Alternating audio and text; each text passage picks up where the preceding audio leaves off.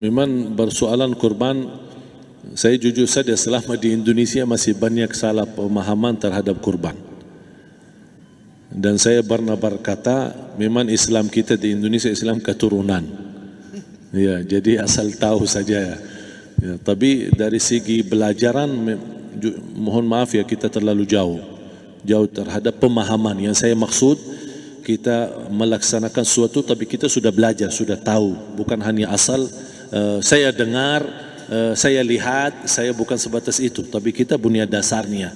Dan ini kelemahan kita, di antaranya kurban. Saya pernah mendengar, bukan malah sering mendengar soal kurban dihitungkan beroran.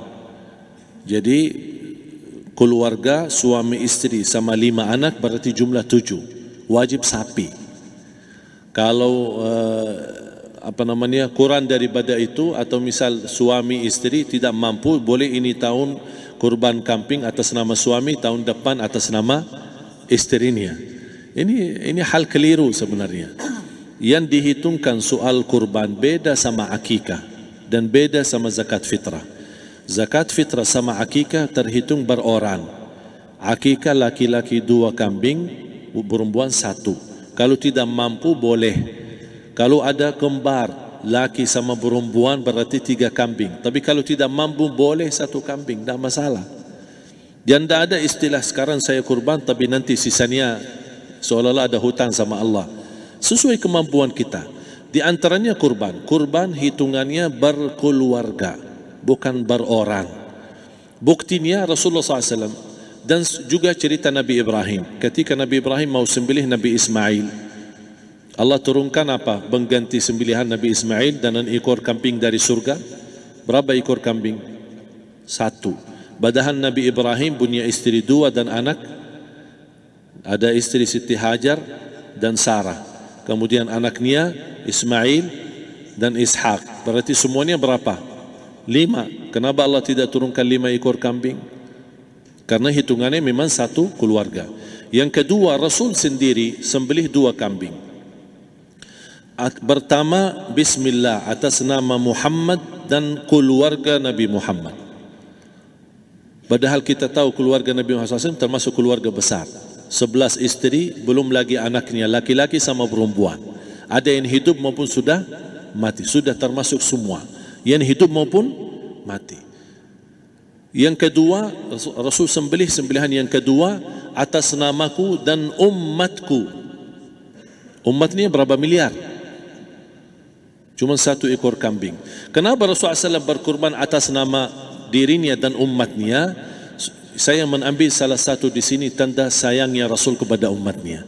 Jadi saya selalu berkata, orang miskin yang tidak mampu berkurban seharusnya bangga di hari kurban, karena Rasul sudah kurbankan duluan atas nama dia.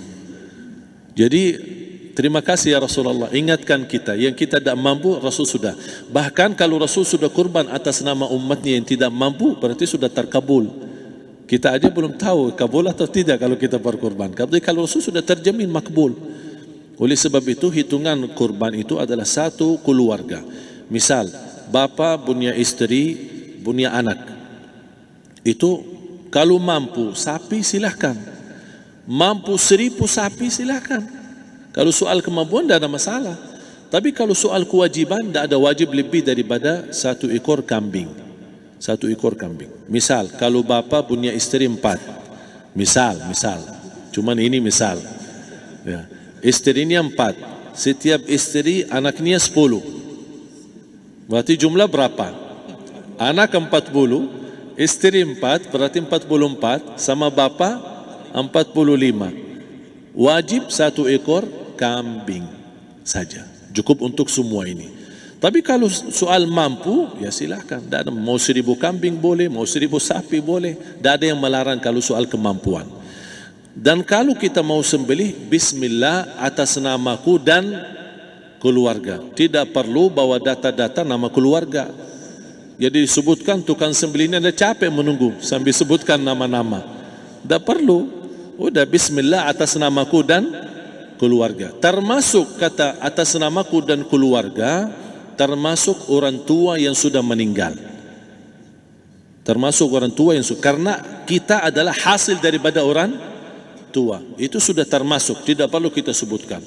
Ada sebagian ulama membolehkan kalau kita mampu, mau khusus kambing atas nama orang tua, tidak masalah. Kalau kita mampu. Tapi kalau kita tidak mampu, itu sudah termasuk orang tua kita bersama keluarga besar kita. Ini salah satu kenikmatan, dan ini termasuk juga sedekah yang berguna bagi orang yang sudah meninggal di keluarga kita. Wallahu ta'ala alam. Dan juga masalah panitia, bisa kita mewakili. Kalau kita tidak mengerti sembelihannya dan tidak mengerti cara bagiannya. Tapi ada satu sunnah yang termasuk kehilangan sunnah ini, adalah banyak yang tidak mau makan dari hasil kurban. Padahal itu sunnah Rasul. Dari akikah boleh makan, dari kurban pun boleh makan. Bahkan sunnah SAW dibagi 3. Sepertiga pertama dihadiahkan. Maksudnya kata dihadiahkan kepada orang kaya. Misal tetangga saya tapi orang kaya, dia bukan miskin, tapi boleh saling hadiah. Karena inti daripada hadiah silaturrahim. Ada keluarga kita termasuk mampu, tapi saya kasih, ini alhamdulillah saya sembelih sapi. Barangkali dia tidak mampu, cuma sembelih kambing. Udah, kita dapat daging kambing, dia dapat daging sapi. Tapi dengan niat hadiah, bukan sedekah. Karena dia bukan orang miskin yang menerima sedekah. Yang sepertiga yang kedua adalah sedekah. Sedekah itu termasuk orang miskin. Yang ketiga, kita makan sendiri. Bahkan Rasulullah SAW selepas Idul Adha, beda sama Idul Fitri. Sebelum Idul Fitri dia makan kurma, meyakinkan batalan puasa. Tapi kalau Idul Adha tidak makan dan minum sebelum salat, kenapa? Bukan berarti tidak boleh. Tapi Rasulullah SAW ingin pertama pembukaannya, buka sarapannya atau makan di pagi harinya selepas Idul Adha adalah dari hasil sembelihan kambing itu atau dari kurban. Jadi kita sebagian sedikit. Tapi kalau kita merasa alhamdulillah rezeki saya banyak di rumah, alhamdulillah banyak ada makanan, mau sedekahin semuanya, semua mau sedekahin, tidak masalah. Tapi yang saya maksud, kenapa tidak kita sekali-kali hidupkan sunnah Rasul? Jadi sebagian, walaupun ada sebagian sedikit lah, buat istilahnya sama sedikit porsi nasi atau apa, karena kita berhak sebagai kita kurbankan lillahi ta'ala, kita berhak menikmati kurban ini yang lillahi ta'ala supaya kita mendapatkan keberkahannya, bukan hanya orang lain. Terus yang kedua ada masalah pembayaran. Kalau kita wakili panitia, boleh kita pesan sama panitia, tolong sedikit dari kurban saya minta buat saya makan. Itu tidak masalah, kita boleh minta. Dan boleh kita wakili, tapi kita tolong ingatkan, tidak boleh pembayaran hasil sembelihan itu dari kulitnya. Ini menjadi salah satu persoalan di Indonesia. Banyak tukang sembelih datang, ketika kita tawarkan untuk sembelih ini, berapa pak? Oh tidak apa-apa, kasih aja kulitnya sama kepalanya. Jangan anda setuju, jangan anda terima. Oh maaf, saya tidak bisa. Bapak berapa ongkos sembelihannya? Kita harus sepakat dulu. Tidak, saya ikhlas, tidak apa-apa, seikhlasnya. Tapi yang penting kepalanya sama kulitnya. Itu aja yang saya minta, yang lain tidak apa-apa. Tidak boleh. Tidak boleh. Kenapa? Karena ini kurban.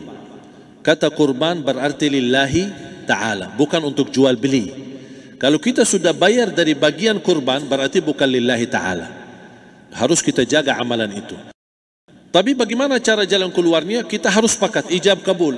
Sepakat dulu, Pak, saya udah begini, saya kasih untuk sembelihan 50.000. Bapak setuju? Ya udah setuju. Selesai kan? Sudah sembelih, sudah potong, sudah semua. Lepas ini semua kita kasih ongkos 50.000 ongkos sembelihannya.